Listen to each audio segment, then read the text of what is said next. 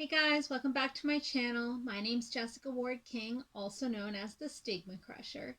And here at this channel, we deal with issues of mental health and mental illness from my twin perspectives as a person with lived experience of bipolar 2 disorder, as well as a person with a PhD in experimental psychology. If that sounds like your jam, you're more than welcome here. Please remember to hit that subscribe button, and if you'd like to be notified each and every week when I post, hit that notifications bell as well. Remember to like, it really helps my algorithm, and share widely. We'd love to add people to our community. And so with that, let's start stigma crushing for this week. Okay guys, so it is officially happening. This has been in the works for quite some time now, a couple of months anyway. I will be starting esketamine treatments for my treatment-resistant bipolar depression starting on November 1st. So if you're not familiar with esketamine, it's the nasal spray version of ketamine treatments. The drug is called Spravato.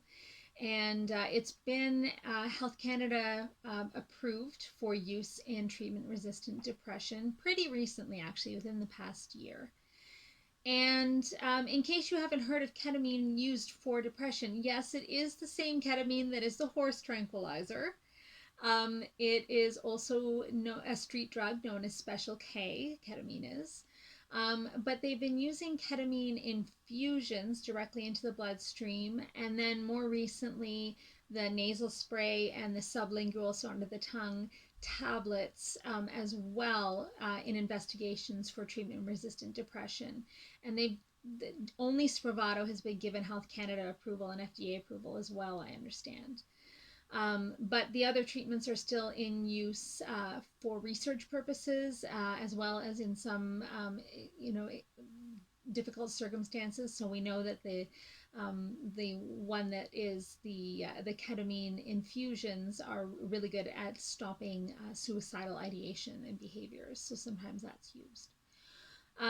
But for me, I've been on this treatment-resistant bipolar depressive episode since March of 2020. Yes, since the pandemic began. And the criteria for trying the ketamine treatments, or the esketamine, which is what I'm going to have, is that you've tried at least 2 adequate doses of different antidepressants and both have failed to treat your treatment-resistant depression.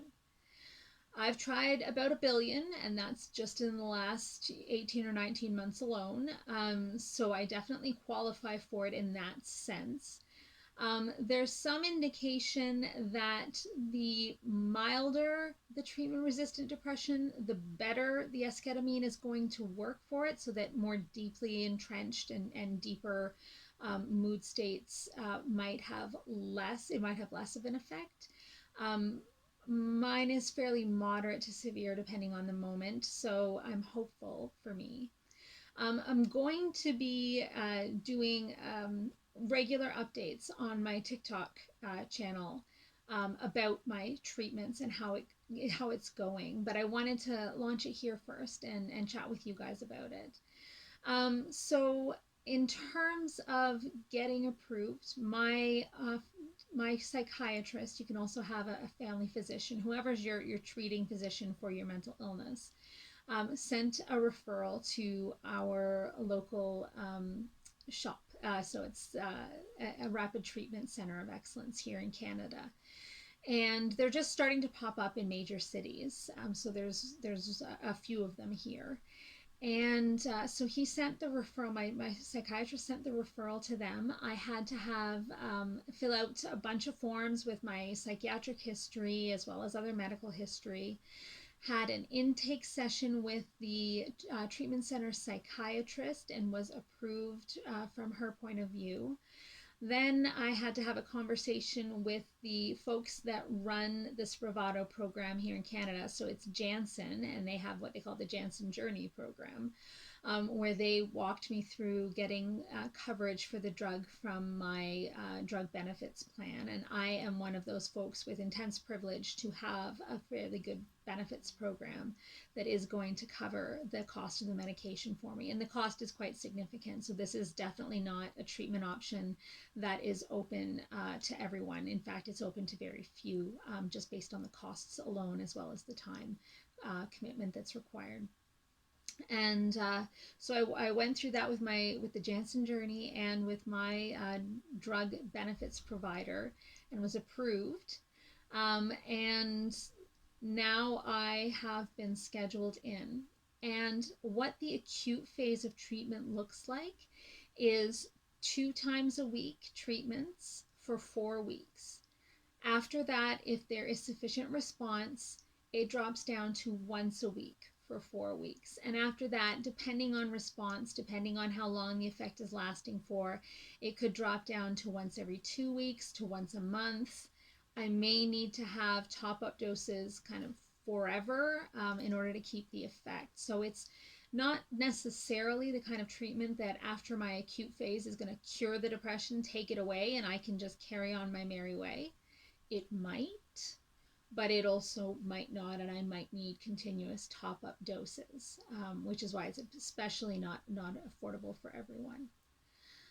The time commitment is significant. So for the acute phase, where it's twice a week for 4 weeks, each treatment I will be going into the clinic, and I administer the nasal spray to myself under the clinic supervision, and then I have to remain in clinic and be supervised for 2 hours following the administration of the medication, at least 2 hours. During that time, they have to be consistently taking my blood pressure, because we do know that esketamine and ketamine can increase blood pressure, and we have to watch to make sure it doesn't increase to a serious condition. And then there are the side effects that go along, the other side effects that go along with the esketamine treatment, which include a dissociative state or a trip. So I'm expected to have a trip that could last even a little bit longer, 2 hours or a little bit longer. After that, I will be, if I'm, medically stable and psychologically stable, I will be cleared to leave. I have to have a responsible adult come and get me and drive me home. I'm not allowed to drive until I've had a restful sleep, so the next day. And I have to have that responsible adult stay with me as well that night, and potentially for 24 hours, depending on how it affects me. So I'm lucky in that they're doing these treatments in the evening after my work hours. I do still work, and I will be able to work the day of the infusion. The day after, or not the infusion, the nasal spray, the day after the treatment, however, depending on how it affects me, just kind of how it affects the individual person, I may or may not be able to concentrate sufficiently to be able to work, to be able to sit and look at a computer screen all day. So I'm looking at potentially 2 days a week off work for 4 weeks, which isn't great, particularly in factoring in the costs of the treatment and now the costs of the time spent away from work.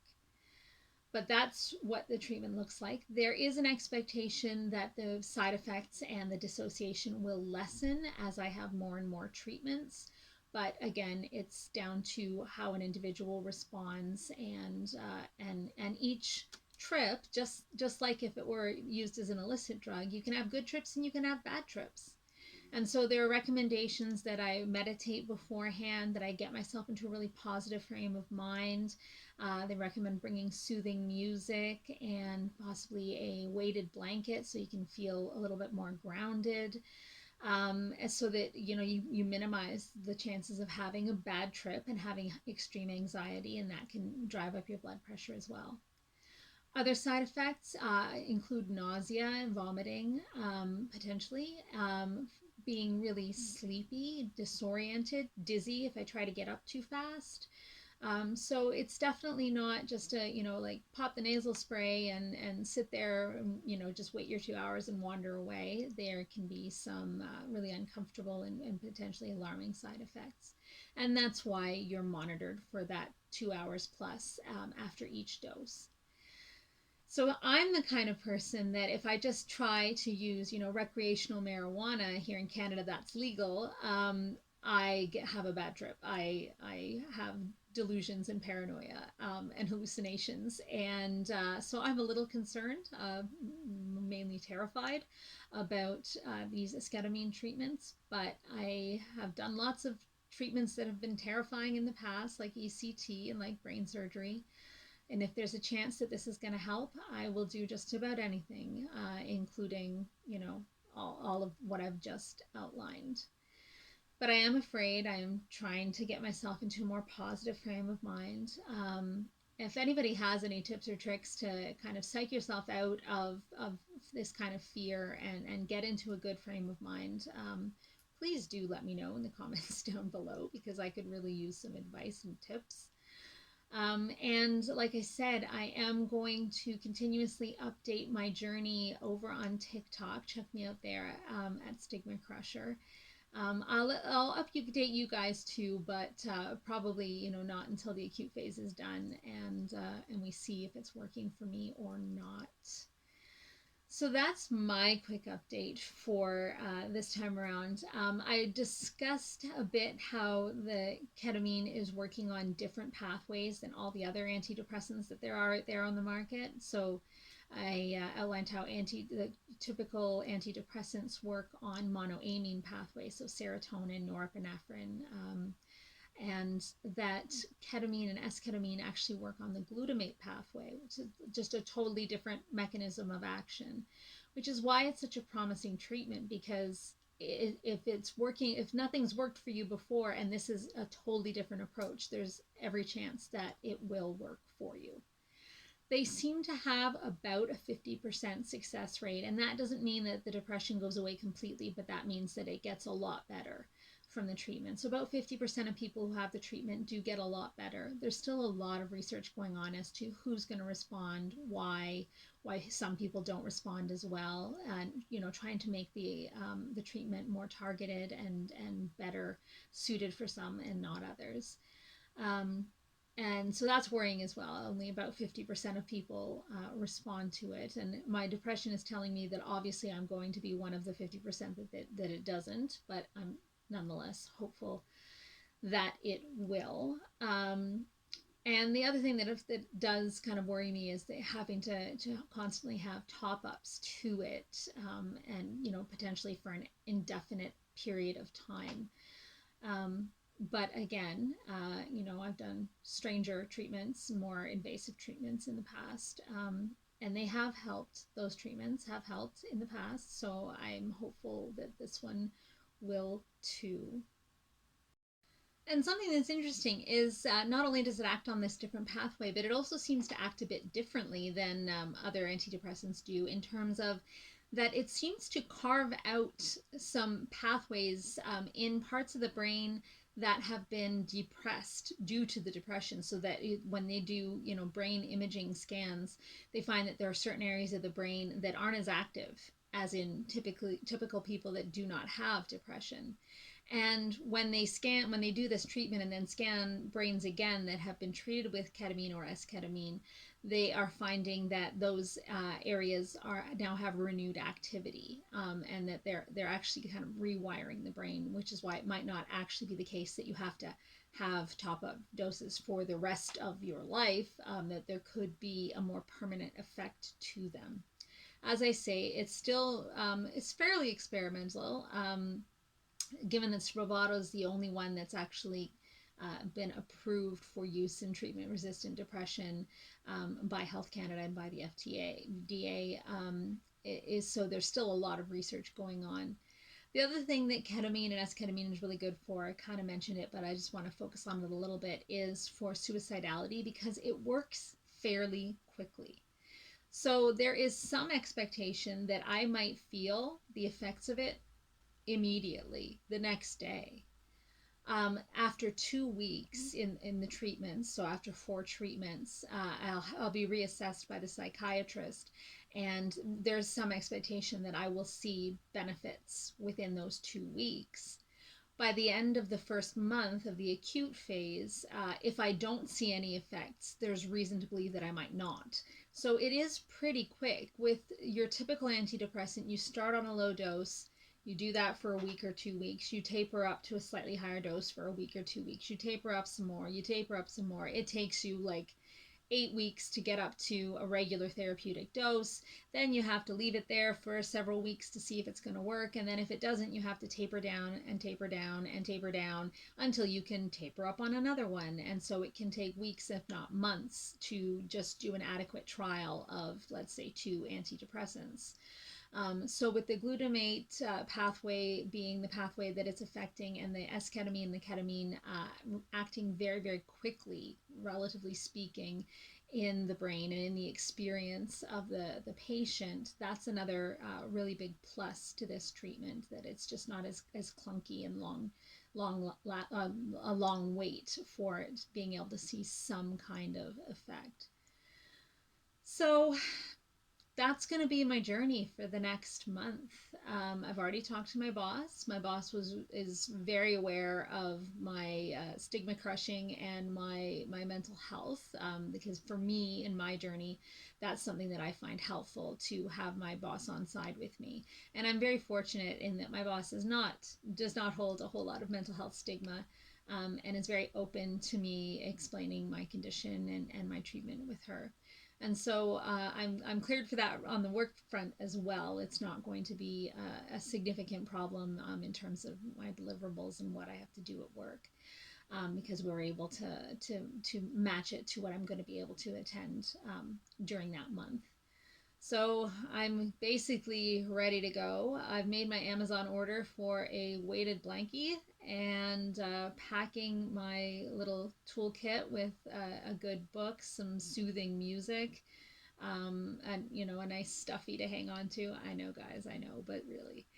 And I will update you probably round about the time of the end of my acute phase of treatment. But if you're interested in this ketamine journey and what it might look like, if you're interested for yourself or for a loved one, do join me over on TikTok. I'm going to be microvlogging about it fairly, often during the treatment, and letting you know what the side effects are like for me, what the treatment is like.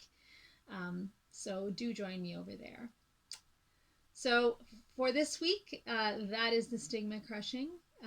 Don't be afraid to ask questions. And if you have any experiences yourself, please do share them with me, because as I mentioned, I'm terrified. And I will see you next week. Take care, guys. Bye. Stigma Crusher.